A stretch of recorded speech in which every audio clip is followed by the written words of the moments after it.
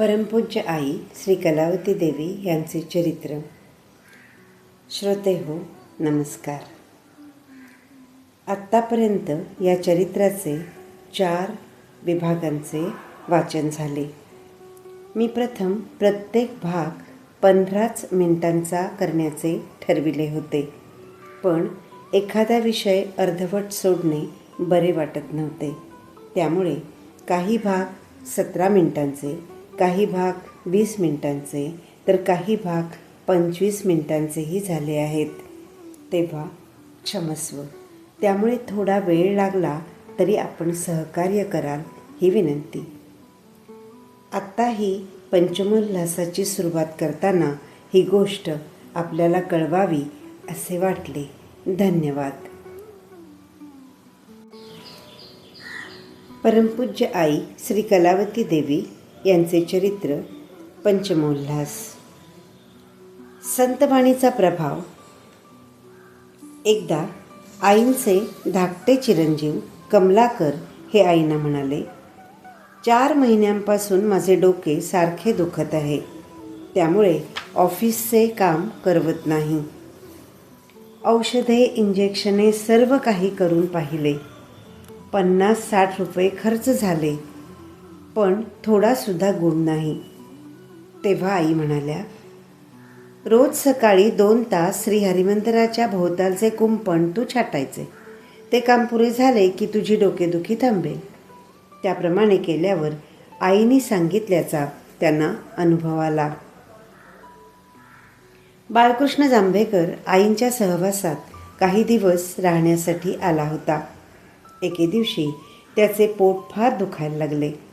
त्याने ती तक्रार आईंच्या पुढे सांगताच आई म्हणाल्या, हे घे, लाडू खा, म्हणजे पोटदुखी थांबेल. असे म्हणून आईने त्याला 2 लाडू दिले. परंतु आईने आपली थट्टा केली असावी असे वाटल्यामुळे त्याने ते लाडू तसेच खिशात ठेवले. पोटदुखी असह्य झाल्यामुळे तो हंड्याच्या चुलीजवळ जाऊन पोटावर हात फिरवत रडत बसला. इतक्यात आई तेथे गेल्या आणि म्हणाल्या, काय रे, लाडू खाल्ले नाहीस वाटतं. माझ्या सांगण्यावर विश्वास नाही तर माझ्याजवळ तक्रार घेऊन आलास कशाला. त्यावर त्याने लाडू खाल्ले. आश्चर्याची गोष्ट ही की लगेच त्याची पोटदुखी थांबली. एके दिवशी जांभेकरांचा 3 नंबरचा मुलगा मोहन सहलीला गेला. त्याचे वय 12 वर्षांचे होते. घरी परत आला तोच त्याच्या पोटातून एकाएकी कळा येऊ लागल्या आणि त्याच्या लघवीतून रक्त पडू लागले. वेदना असह्य होऊन तो गडबडा लोळू लागला. ते पाहून घरातील मंडळी घाबरून गेली.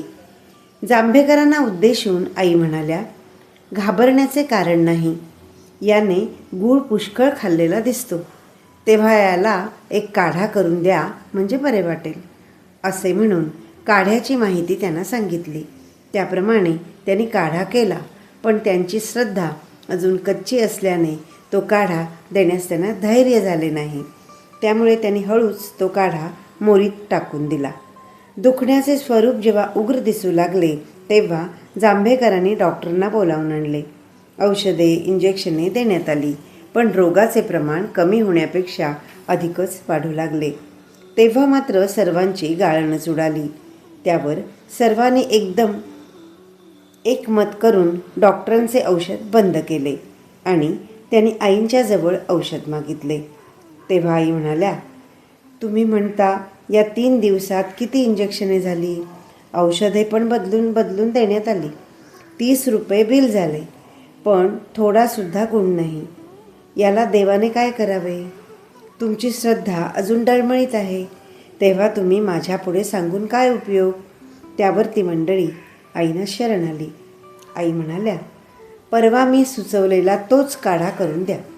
काढा पोटात पडल्याबरोबर खरोखरच त्याला बरे वाटू लागले. पुढे जांभेकरांची बदली रोह्याला झाली. त्यांच्या बोलावण्यावरून आई रोह्याला जाण्यास निघाल्या. आईने कपाटातील भजनाची पुस्तके काढताना पाहून जवळ उभ्या असलेल्या एका भक्तिनीने, बरोबर पुस्तके नेणार आहात की काय, असे विचारले. तेव्हा आई म्हणाल्या, सुतार बाहेर निघाला की कागद, पेन्सिल, फुटपट्टी हातात पाहिजे. गवंडी निघाला की मटवालकी थापी जवळ पाहिजे. त्याप्रमाणे मी कुठे निघाले की माझ्याबरोबर भजनाची पुस्तके लागतात. तेथे त्या सकाळ संध्याकाळ भजन करीत असत. आसपास पुष्कळशी वस्ती होती, पण 8 दिवस झाले तरी आईंच्या सकाळच्या किंवा संध्याकाळच्या भजनाला एकटेसुद्धा आले नाही. आणलेल्या पुस्तकांपैकी अद्याप एकही पुस्तक संपले नाही. याबद्दल आईंना वाईट वाटू लागले. रोज संध्याकाळी 5 वाजता जांभेकर मंडळींसह आई नदीवर फिरायला जात असत.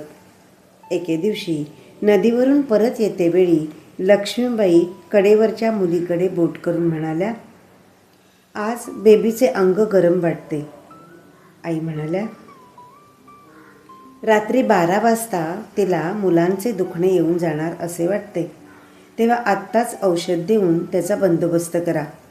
आईंचे हे बोलणे जांभेकर जोडप्याने नुसते कानाने ऐकले, पण त्यावर इलाज काही केला नाही. रात्री 12 वाजता मुलीने डोळे पांढरे करून हातपाय वाकडे केले. जांभेकर डॉक्टरला बोलवायला गेले. आपल्यापर्यंत आल्यावर पाहू असे म्हणून आई स्वस्थ होत्या. त्या रात्री डॉक्टर लोक नाटकाला गेले असल्याने जांभेकरांना एकही डॉक्टर मिळाला नाही. घरी आल्यावर आईंच्या खोलीजवळ जाऊन ते ओम नमः शिवाय म्हणू लागले. ते ऐकून आईने त्यांची विचारपूस केली. त्यांनी मुलीची तक्रार सांगताच आईने एक चमचाभर औषध घालण्यास दिले. ते पोटात पडताच मुलगी शुद्धीवर आली. त्यानंतर ती पूर्ण बरी झाली. दुसऱ्या दिवशी सकाळी शेजारच्या बाईने जांभेकर बाईंना, रात्री तुमच्याकडे कसली गडबड होती असा प्रश्न केला. तेव्हा त्यांनी घडलेली सर्व हकीकत तिला सांगितली. त्या औषध पण देतात काय? माझे पण पोट दुखते, त्याबद्दल मी त्यांना विचारणार आहे असे ती बाई म्हणाली. त्या बाईने इतर काही बायकांना सांगितल्यावरून त्या दिवशी संध्याकाळी 7-8 बायका आपल्या प्रकृतीची तक्रार घेऊन आईंच्याकडे आल्या. आईने सर्वांना एक अंगारेची पुडी दिली आणि रोज 1 वेळा 1 चिमूट तोंडात टाकून वर पाणी प्या, याप्रमाणे 3 दिवस करा असे सांगितले. त्याचप्रमाणे भजनाचे एक पुस्तक देऊन रोज यातील 5 अभंग व आरती म्हणण्याचा नेम करा असेही सांगितले. तसेच देवाच्या नावाने आपले पाप, ताप, विघ्न, संकटादी अडचणी कशा काय दूर होतात हे पण समजावून दिले. दुसऱ्या दिवसापासून आपापल्या दुखण्याची तक्रार सांगणाऱ्या बायकांची गर्दी होऊ लागली. जेणेकरून माय बहिणींना भजनाचा पाठ देण्यास अनायासे संधी मिळाली.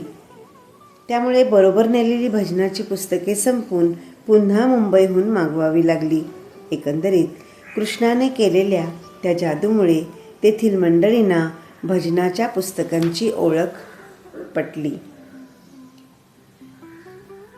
आईंचा मुक्काम पुण्याला असताना ठाण्याहून बाळकृष्ण जांभेकर हा आईंच्या दर्शनाला आला होता.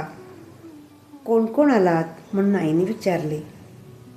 मी व मराठे दोघे मिळून आलो असे त्यांनी सांगितले. मराठे पांडुरंग जोशींच्याकडे जेवायला जाणार, त्यांच्याबरोबर तूही पण जा असे आईने त्याला सांगितले. त्यावर पुण्याला माझ्या 2 मावश्या आहेत, तिकडे मी जाईन असे जांभेकर म्हणाला. आईंची आज्ञा घेऊन दोघे जिना उतरले. मराठे जोशींच्याकडे गेले आणि जांभेकर मावशीच्या घराकडे वळला. पण त्या दिवशी दोघेही नाटकाला गेल्याचे कळले. त्यामुळे शेवटी पांडुरंग जोशी यांच्याकडेच जांभेकरांचे जेवण झाले. एकदा प्रधान नावाचा एक तरुण आईंच्याकडे आला आणि म्हणाला, मी टायपिस्ट आहे, पण अलीकडे 2 वर्षे झाली माझ्या बोटातील शक्तीच नाहीशी झाली आहे. घरात 4 माणसे खाणारी आहेत, तेव्हा मी कसे जीवन जगू? माझ्या मनात सारखे आत्महत्येचे विचार येतात. तेव्हा मला काहीतरी मार्ग दाखवा. आईने त्याला भजनाच्या हॉलमध्ये साफसफाई करायचे काम दिले आणि मन लावून करशील तर तुझी इच्छा सफल होईल असे सांगितले. त्याप्रमाणे पुढे त्यास अनुभव आला. धारवाड येथे राहणारा प्रभाकर ताम्हणकर यास इंग्रजी 5वीत असता फीट येऊ लागली. त्यास तबला वाजविता येत होता. त्याच्या मातोश्रीने त्याच्या दुखण्याची तक्रार आईंच्या पुढे मांडताच प्रभाकरला भजनात तबला वाजविण्याची सेवा दिली. त्यानंतर त्याची व्याधी नाहीशी झाली. सध्या ग्रॅज्युएट होऊन तो नोकरी करीत आहे.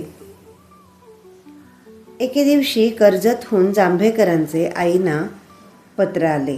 त्यात आम्ही सर्व थंडी तापाने आजारी आहोत आणि धारवाडहून मातोश्री अंत्यवस्थ आहे म्हणून तार आली आहे. तेव्हा मी कसे करू असा मजकूर आला. तुमच्या मातोश्री गोकुळाष्टमीच्या उत्सवाला येथे येतील. तुम्ही पण येणार आहात तेव्हा भेटतीलच असे आईने त्या पत्राला उत्तर पाठविले. पुढे उत्सवात आईंच्या सांगण्याप्रमाणे मायलेकरांची भेट झाली. एके दिवशी एका मुलीने डब्यातून शिरा आणला आणि आईंच्या समोर ठेवला. आईने तिला विचारले, आज आनंदाची काही बातमी आहे वाटते. काय ग, वडिलांची मनी ऑर्डर आली की वडील येणार म्हणून तार आली? तेव्हा तसे काही नाही, आज गुरुवार निमित्त माझ्या काकूला शिरा द्यावासा वाटला इतकेच असे तिने उत्तर दिले. त्या मुलीचे वडील 11 वर्षापासून बेपत्ता झाले होते. 2 दिवसांनी दुपारी तिच्या वडिलांची सुरतहून 100 रुपयांची मनी ऑर्डर व रात्री तार आली. त्यात अमक्या दिवशी आपण येणार आहे असा मजकूर होता. एके दिवशी श्रीपती नावाचा बोहारी म्हणाला, माझ्या बायकोला अलीकडे रोज संध्याकाळी फीट येते, तेव्हा मी काय करू? आईने त्याला सांगितले, 7 दिवस 1-1 तास लाकडे फोडीत जा. त्याप्रमाणे त्याने केल्यावर त्याच्या बायकोला बरे वाटू लागले. मंगू नावाच्या बोहारणीला प्रत्येक खेपेस 7व्या महिन्यात गर्भपात होत असे. एकसारखे 8 वेळा तसे झाल्यावर ती श्रीहरी मंदिरात आली. तिने आपली तक्रार आईंच्या पुढे सांगितल्यावर आईने तिला, या खेपेला तुझे चांगले होईल, उद्यापासून रोज या तुळशीबनाकडे बोट करून झाडांना तू पाणी घालीत जा असे सांगितले. त्याप्रमाणे ती करू लागल्यावर पुढे तिला जी मुले झाली ती सध्या सुदृढ आहेत. ठळकवाडी येथे राहणारी लक्ष्मीबाई गारडी हिला 6 मुले झाली आणि ती जन्मल्याबरोबर मरण पावली. मंत्र तंत्रादी उपाय तसेच डॉक्टरी उपाय सर्व काही करून पाहिले. शेवटी एके दिवशी तिने ती तक्रार आईंच्या पुढे सांगताच आईने तिला श्रीहरी मंदिराच्या बागेतील एक वाळलेले लिंबाचे झाड दाखवून त्याला रोज 15 कळशा पाणी घालीत जा असे सांगितले. ते झाड 2 वर्षापासून वाळून गेले होते. परंतु आश्चर्याची गोष्ट अशी की रोज पाणी घालता घालता त्या झाडाला नवीन पालवी फुटून ते डेरेदार दिसू लागले. पुढे वर्षाच्या आत तिला मुलगा झाला. त्यानंतर झालेली तिची सर्व मुले देवाच्या कृपेने सुदृढ निपजली. धामण्याचे वसंत पाटील यास पायाला गुडघ्याच्या खाली नारू झालेल्या निमित्त 4 ऑपरेशने झाली तरी जखमेतून सारखा पू वाहतच होता. 5-6 वर्षे व्यथा भोगल्यावर त्याने आपल्या तक्रारीबद्दल आईना उपाय विचारला. त्या समयी श्रीहरी मंदिरातील झाडे तोडून टाकलेली होती. त्याकडे आईने बोट करून रोज 1-1 तास लाकडे फोडण्याची सेवा कर. सेवेमध्ये तुझे मन लागले म्हणजे पाय बरा होईल असे सांगितले. आश्चर्याची गोष्ट ही की तेवढ्यानेच पाटलांचा पाय कायमचाच बरा झाला. एके दिवशी श्रीरंग गजगेश्वर म्हणाला, माझा 1.5 वर्षांचा मुलगा दिवसेंदिवस रोडावतच चालला आहे. डॉक्टरी उपाय करून पाहिले तरी अद्याप थोडासुद्धा गुण नाही. तेव्हा त्याला काहीतरी उपाय सांगा. ढिगाऱ्याकडे बोट केले आणि रोज अर्धा तास मनापासून लाकडे फोडण्याची सेवा कर असे सांगितले. त्याप्रमाणे त्याने केल्यावर त्याचा मुलगा बरा झाला. सावी नावाची बोहारीण कित्येक वर्षे पंडुरोगाने आजारी होती. तिने आपली तक्रार आईंच्याजवळ सांगितल्यावर आईने तिला रोज भजनाच्या जागेत केर काढणे, पुसणे आणि बसकुरे घालणे ही सेवा करण्यास सांगितली. तेव्हापासून तिची प्रकृती हळूहळू सुधारत जाऊन 6 महिन्यांनी त्या रोगापासून ती पूर्ण मुक्त झाली. मल्हार कुलकर्णी यांची लहान मुलगी 4 वर्षेपर्यंत चालत नव्हती. अनेक औषधे, मालिश, लाईट इत्यादी उपाय करून थकल्यावर एके दिवशी त्यांची पत्नी सुधाताई यांनी आईंच्या कानावर ती गोष्ट घातली. तेव्हा आईने तिला 40 दिवस श्रीहरी मंदिराच्या विहिरीचे पाणी प्यायला देत जा असे सांगितले. त्याप्रमाणे करू लागली असता 15 दिवसांनी ती मुलगी पावले टाकायला लागली. 40 दिवसानंतर चांगली चालू लागली. एकदा ताई परांजपे आईंच्याजवळ म्हणाल्या, आमच्या सुधाला आज पुण्याला दाखवायला नेणार आहेत. तेव्हा आईने त्यांना प्रश्न केला, लग्न करूनच येणार की काय? तेव्हा त्यांना थोडा राग आला. त्या भरात दाखवायला गेले की लग्न करूनच येत नसतात असे त्यांनी आईंना उत्तर दिले. तिकडे गेल्यावर मुलगी पसंत पडली, बैठक झाली आणि 8 दिवसांच्या आतच लग्नही झाले. एके दिवशी श्रीहरी मंदिरात एक उत्तम चित्रकार आला आणि आईंच्याकडे तुमचे तैलचित्र काढण्याची मला आज्ञा हवी आहे असे म्हणाला. आई म्हणाल्या, सिद्धारूढ महाराजांचे चित्र काढत असाल तर मी परवानगी देते. तो म्हणाला, महाराजांचे तर चित्र काढीनच, पण त्याबरोबर आपले चित्र काढण्यासही मला आपली परवानगी हवी आहे. पुढच्या आठवड्यात उन्हाळ्याची सुट्टी पडते, तेव्हा सुट्टी संपेपर्यंत दोन्ही चित्रे मी काढू शकतो. आई, ठाण्याच्या परमार्थ निकेतनाचे बांधकाम अजून पुरे व्हायला अवकाश आहे. उद्घाटनापूर्वी म्हणजे डिसेंबरपर्यंत चित्रे तयार करून ठेवा म्हणजे झाले असे म्हणाल्या. चित्रकार त्यावर बोलला, एका चित्राला मला 8 दिवस लागतात, दोन्ही चित्रे करायला 15 दिवस लागतील. तेव्हा मे महिन्याच्या शेवटच्या आठवड्यात घेऊन येईन असे म्हणून तो आपल्या घरी गेला. म्हटल्याप्रमाणे त्याच आठवड्यात त्याने चित्र काढण्यास प्रारंभ केला. ती चित्रे 3 फूट रुंद व 4 फूट उंचीची होती. पण संसारातील तापत्रयामुळे मे महिना संपला तरी चित्रांचे काम पूर्ण करणे त्याला जमले नाही. पुढे नोव्हेंबरमध्ये ती चित्रे पूर्ण झाली आणि डिसेंबरच्या पहिल्या आठवड्यात चित्रे आणून जागेवर लावण्यात आली.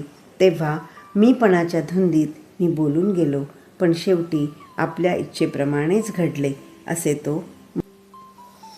एकदा काकतीकरांना आई म्हणाल्या, बाटाच्या 4 नंबरच्या रबरी चप्पल घेऊन या. त्याने विचार केला, आपल्या ऑफिसजवळ दुकान आहे, तेथील चप्पल नेऊन द्याव्या. दुसऱ्या कंपनीचा माल असला म्हणून काय झाले, पायांना चप्पल व्यवस्थित बसल्या म्हणजे झाले. त्यावर संध्याकाळी त्यांनी चप्पलांचे 2 जोड दाखवायला नेले. आईने घालून पाहताच एक जोड 1 इंचाने लहान आणि दुसरा जोड 1 इंचाने मोठा झाला. त्यानंतर त्याच दुकानातून पुन्हा चप्पल बदलून आणल्या तरी माप बरोबर झाले नाही.